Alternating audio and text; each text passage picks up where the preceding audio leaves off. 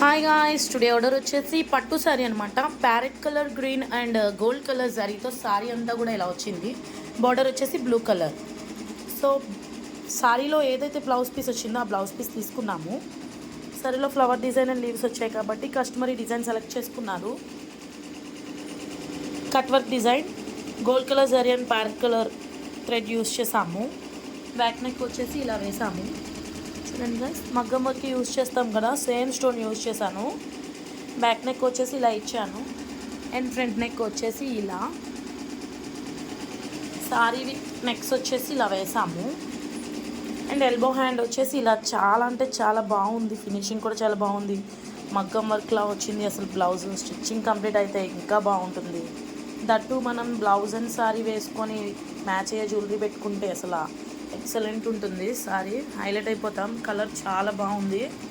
Second hand వేస్తుంది. ఒక 1.5 అవర్లో కంప్లీట్ అవుతుంది గాయస్.